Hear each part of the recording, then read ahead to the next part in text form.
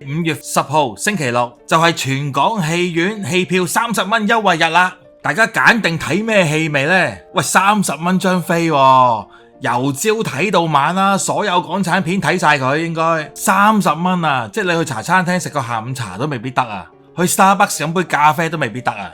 同大家睇下有咩戲睇先啦，係咪？因為就算票價減咗，啲戲唔吸引都係冇用噶嘛。先講下港產片先，破地獄加長版30蚊去二刷，喂，抵啦係嘛？套戲仲要2個幾鐘嘅，好抵睇。好啦，跟住就係我一陣間會講噶啦，送院途中。上星期開畫嘅票房冠軍就係佢啦，導演卓韻芝。原來對上一部戲係失戀急釀啊，大陸嘅譯名就叫做臨時同居啦。失戀急釀原來已經係2014年嘅咯，即係隔咗11年後先有第2部作品電影嘅上映。送院途中咧，好似話有啲朋友已經喺2年前嘅電影節嗰度咧已經睇咗噶啦，又會等到而家先上畫嘅。我估計禮拜六嘅票房咧，送院途中都係繼續領先噶啦。跟住仲有一部劉偉強執導嘅《水餃皇后》，喂，睇個戲名牌面真係相當之唔吸引喎。嗱，望一望張海報呢，即都知道佢係講灣仔碼頭嗰個水餃嘅創辦人嘅故事，亦都知道而家喺內地上映緊啦，票房係領先緊嘅。係咪內地人都有食過灣仔碼頭嘅呢？內地嗰個水餃急凍市場都有過好多唔同品牌出現嘅喎。女主角係內地演員馬麗。香港觀眾對佢就冇咁熟悉啦，而家已經上咗畫噶啦，但係我就未睇到啲口碑住嘅。我覺得佢冇咁吸引呢，純粹係因為個題材同埋劉偉強都係拍大製作噶嘛，之前有幾部內地嘅電影啊，咩中國機長啊嗰啲，而家竟然拍翻一部即係細規模啲嘅小品，搞啲咩花神呢？咁有時啲大導演呢都想拍翻啲比較小本啲嘅情懷電影啊。都係一個新嘗試啊，即係拍翻啲文藝少少嘅作品。點知我今朝打開個手機一睇，見到一個小嘅片段，就係志雄哥要向女主角收陀地嘅片段。咁佢係叫老闆娘整啲水餃俾啲兄弟食咁樣樣，食咗20碗。但係我覺得你劉偉強，你係想拍啲文藝嘢啊嘛，咁點解你個 teaser 嗰度又整翻啲古惑仔嘢出嚟嘅？可能佢哋都認為即係呢啲場面先至吸引到觀眾入場咯。我都想入場睇下部戲嘅，即係睇下會唔會有少少無間道嘅影子喺裏邊啊嘛。跟住落嚟嘅有《苦讀筆》，陳小娟繼《淪落人》之後第2部執導作品，而家新導演攞完首部劇情之後，仲有第2部戲，哇咁啊，梗係要支持下噶啦。睇排頭演員家呢個題材呢，未算話好有吸引力嘅，好奇怪點解導演會改個咁嘅名啦，《苦讀筆》。開頭以為呢個戲嘅古仔係咪好似楊千嬅嗰部《三更》嗰類嘅古仔呢？應該唔係嘅，暫時我都未去睇嗰啲口碑住。好啦，仲有一部新片就係《獵金遊戲》，劉德華咩飛，邱禮濤導演喎。原來香港演員我見到仲有鄭則仕啦，其他嘅都係內地演員。我純粹靠張海報猜測嘅啫，都係早排睇過嗰幾部犯罪電影，描寫一下人物角色嘅陰暗面同埋角色之間嘅矛盾咯。我估咧就未必會有嗰種鬥智鬥力嘅情節出現嘅，因為合拍片好少見到呢啲情節啊嘛。我就唔係好期待嘅，不過等佢上咗畫先，都係睇下啲口碑好唔好咯。咁啊，話唔定有驚喜嘅。你話好似 Catch Me If You Can 嗰啲咁正，咁梗係要捧場啦。但係我估佢個故事就唔係呢一類咯。同埋呢，我知道佢係香港版本都係用國語上映嘅。咁我覺得就凡事都冇絕對嘅，因為入場睇過先知係好唔好嘅。如果佢本身佢拍嘅時候已經係國語對白啦，之後配翻做廣東話，好似舊年嗰部談判專家咁，即係好尷尬。有時聽佢啲廣東話係嗱，劉德華接受訪問嘅時候就話佢配唔切啦，咁我覺得唔配好過配啦，勉強配出嚟仲核突嘅話呢，咁咪大家睇翻國語版算咯。中文電影主要係呢幾部啦，有啲就舊少少嘅二輪戲嚟噶啦，咁啊屬夢，到時我唔知落畫未啦。九龍城寨又重映，哪吒都有少部分戲院上映嘅。跟住仲有《花樣年華》25週年導演特別 4K 版，聽聞又加插咗一啲新嘅片段啊，好似係一啲現代嘅情節咁樣嘅，以前拍落嚟咁樣又加插落去咁樣咯。嗱，我識個朋友呢，佢之前冇睇過《花樣年華》嘅，佢好後生嘅，佢第一次睇就係睇呢個版本啦。下次我有機會呢，就叫佢同大家分享下佢嘅感受先。中文電影大致係咁上下啦。至於外語片、西片，聲勢較浩大嘅《雷霆特工隊》，上個月30號上咗畫噶啦。我對 Marvel 就冇乜興趣嘅啫，亦都知道部戲口碑一般。之前有幾集我都講緊荷里活大崩壞，荷里活片做咩好睇啫？不過咁最近Donald Trump 咧喺度整頓緊成個荷里活嘅工業啊，呢個我又係留翻另一集先講啦。今集都係講翻電影先。仲有一部票房收得唔錯嘅就係 Minecraft。5月10號嗰日我唔知落畫未啦，未落畫嘅快啲去睇啦。仲有一部戲呢，就泰國片嚟嘅，我睇過個 trailer 幾過癮嘅，戲名呢就有啲令人摸不着頭腦嘅，叫做關於我和鬼變成家人的那封利是，好似係有啲嘢咁樣，咁睇個海報都知佢係喜劇嚟噶啦。咁5月10號我就會揀呢部戲嚟睇啦，其餘有啲西片，譬如暗算2啊，攞咗奧斯卡最佳動畫嘅《貓貓的奇幻漂流》啊，應該都仲有得睇啩。即係我覺得大家有時間嘅話就唔好考慮啦，唔好理啦。到時呢啲戲唔會話好多場次上映嘅啫嘛，可能全日得過一場，見到就即刻買飛啦，真係。5月份其實仲有好多大片上映嘅，不過10號就應該未上畫啦，咁我嗰啲唔講啦。即係睇起上嚟成個5月份又好似幾熱鬧咁噶。我期待嘅係22號上畫 Mission Impossible 第7定第8集我都唔記得啦，咁我一定捧場嘅。下次同大家講下西片呢個 Mission Impossible 嘅系列先。好，翻嚟送院途中，套戲我早幾日睇咗啦，睇完之後第一個感覺就係好嘢，卓韻芝拍得好，嗰啲救傷場面非常之緊張，但係佢又唔會話好賣弄血腥，唔誇張，有電影感嗰種含蓄。現實嘅傷者應該仲誇張好多倍添。幾乎每一場救傷嘅戲呢，我覺得都相當之精彩。整體嘅戲劇處理呢，相比起失戀金樣簡直係大躍進啊！但係缺點我都要挑剔下嘅，兩位男主角之間嘅戲份呢，係有啲弱嘅。譬如游學修同個古天樂鬧交咁，移民升學中心嗰場戲，即有啲婆婆媽媽咁啦，所以袁麗琳鬧佢哋就啱嘅。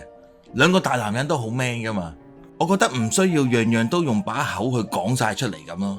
游學修有2場戲睇到我毛管凍晒嘅，一個就係佢同袁麗琳喺樓梯鬧交嗰場，即係佢話我一直都好想揾到個偶像，然後去跟隨佢，大致係咁嘅意思啦。嗰場戲，另一場戲就係喺佢哋個辦公室嗰個更衣室裏邊，游學修打爛塊鏡嗰場。如果游學修個角色再去盡啲嘅話，就可能同古天樂有啲曖昧添噶啦。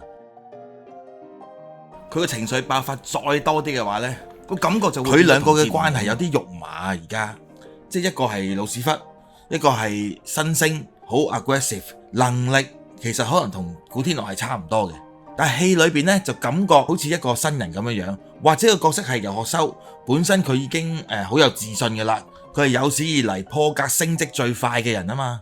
點樣對古天樂佢有一種冇咁囂張，願意虛心學習。佢睇到古天樂身上有一樣嘢令佢服嘅。OK， 呢樣嘢雖然唔係好明顯，但係 OK 勉強都做到。但係去到後半節就係啦，個偶像古天樂令到游學修好失望。但係如果喺觀眾立場嚟睇呢，就只係覺得游學修唔夠成熟嘅啫。點解呢？觀眾其實入晒戲嘅啦嘛，即係了解晒古天樂而家要面對嘅困難，咁好同情佢啦，係咪？對於游學修唔滿意古天樂嘅做法，咁呢啲涉及到古天樂嘅家事嚟噶嘛？游學修要發咁大脾氣，觀眾就會覺得好似係游學修唔夠成熟咁咯。個劇本係好睇噶，一開頭兩個新舊人撞埋一齊，即刻有火花啦。到游學修慢慢服佢，願意虛心跟古天樂嘅方法去辦事，又帶埋佢個女出去玩，個感情已經推進到好似一家人咁熟噶啦。學校嗰場戲就真係寫得好嘅，然之後兩個人嘅互動一路推進到去游學修要對古天樂發脾氣，嬲咗古天樂呢個位就有啲弱雞啦。佢嬲埋袁麗琳，要避開佢唔見佢添。話時話袁麗琳個角色呢，其實同失戀急養嗰個Angelababy 一模一樣嘅性格嚟嘅。個女仔性格咁直率咁主動呢，就令我覺得游學修個角色呢就更加婆媽嘅。嗱，導演剪接都鋪排得好好嘅，因為游學修同袁麗琳嘅戲份咧係有緩和嘅作用啊。一來喺救護嘅工作裏邊已經咁緊張啦，咁古天樂個工作上已經咁 tense，好啦，翻到屋企佢又會全程投入去做翻一個同個女一齊好多互動嘅爸爸。然而個劇情就話佢哋將要分開啦。呢啲事件係令到游學修睇在眼內嘅，係咪？但係佢一開始已經決定咗，我唔生仔，佢要保留翻多啲時間喺工作上，同屋企人反咗面，唔見佢哋，專心工作。咁佢繼續上位，咁咪更加有存在價值咯。佢咪覺得自己條路行得好啱咯。佢放假都唔休息，亦都受到讚賞啊嘛。呢啲嘢咪可以 support 到佢繼續落去咯。而古天樂係改變咗佢嘅話，咁佢會考慮拍拖、結婚，甚至乎會考慮生仔噶嘛。而係而家個角色嘅設定，或者佢拍咗剪咗啦，係冇咁立體嘅時候呢，我哋就睇唔到游學修嘅角色點樣俾古天樂影響到佢嘅觀念。只係喺辦公室裏邊做東食飯盒嗰場戲，咁就唔係好夠。所以游學修發爛仔，我就覺得去唔到嗰個情緒嘅，其實感覺就似細蚊仔發脾氣。我相信導演編劇一定有諗過呢樣嘢嘅。到個結尾，古天樂翻去嗰個災場，游學修同佢拍頭，一笑泯恩仇，佢仲要違抗上司嘅命令啦。呢個就覺得有啲硬嘅嚟得，好似夾硬製造一啲戲劇衝突咁樣。嗱，如果游學修即係多翻少少戲份啦。佢願意奮不顧身去救人，但係同時佢又怕承擔一啲家庭嘅責任。而家咧淨係睇佢自己描述，話佢阿爸阿媽淨係關心佢啲咩表哥啊親戚啊有幾叻，佢自己個仔又唔關心，佢有幾憎佢自己父母呢？呢個人究竟諗緊咩嘅呢？而家畫面睇起上嚟，俾到我嘅信息呢，唔係好突出、好明顯嘅。我認為游學修演呢個角色呢，其實仲有好多空間可以去填補嘅。最後啦，古天樂嘅演出呢，我覺得已經係爐火純青到出神入化嘅境界噶啦。咁啊，導演好識拍佢嘅，因為極多 close up 啊，極多長鏡頭特寫。即係如果我現場睇或者喺剪接室嗰度睇呢，哇，使唔使咁多大頭啊？俾好多 shot 啊，古天樂去做反應，做佢嘅內心戲。其中有一場我印象都幾深刻嘅，就係佢外父外母嚟咗，古天樂要講翻佢太太心臟病發嘅過程。嗱，如果就咁睇個劇本呢，有啲尷尬嘅。坐喺屋企咁，大家喺個飯台上面就解釋呢件事，咁樣嘅處理方法好電視劇，或者點講呢？即係會唔會冇咁好睇呢？咁演員做得好啦，呢個一定啦。而家出嚟嗰個感覺剪接啊，樣樣嘢好順嘅，因為電影就係好得意嘅。如果我喺現場睇呢場戲呢，我就覺得哇，咁做戲嘅，但係拍咗出嚟呢，剪好咗又覺得又 OK 嘅喎。嗱，到最後啦，咁部戲就冇交代清楚究竟小妹妹係離開香港定係留低嘅。我覺得可以試下唔留白啦，因為而家啲戲成日都留白，成日要觀眾去諗。而家小朋友學校有偏差行為啦，去外國讀書又覺得好啲啦。阿爸已經冇咗個老婆，仲要冇得照顧阿女，被逼要分開，好慘噶嘛。你話跟阿公公婆婆去加拿大好啲咩？再大個啲可能抌佢寄宿㗎啫，同埋佢兩個咁老點照顧啊？古天樂係可以反對㗎嘛？其實一定要送佢去外國嘅咩？套戲差唔多完嘅時候呢，就放一隻歌嘅，就係葉倩文嘅《珍重》，配上一啲香港夜景嘅畫面，有中環、西環、九龍，跟住套戲就完咗啦，都幾突然嘅嗰下。我第一個感覺就係套戲係咪冇錢拍呢？好似影一紮空鏡咁就算噶咯。佢仲要有一個 shot 係特寫呢個 IFC， 咁導演揀咗呢隻歌襯底呢，我覺得都幾特別嘅。個 melody 同埋啲歌詞靚靚地，大家可能好耐冇聽過呢隻歌啦，感覺又係啲情懷喺裏邊。導演係咪有個 message 同香港人講我哋要珍重咧，珍惜而家有嘅一切呢？最尾剪咗個 IFC 頂樓出嚟，我唔係好明啊。OK， 整部戲嘅感覺呢，我覺得係正嘅。古天樂嘅演出呢，完全打動到我。如果我覺得個劇本再完善啲呢，佢會係一部充滿感情嘅電影嚟嘅。OK，係咁先，拜拜。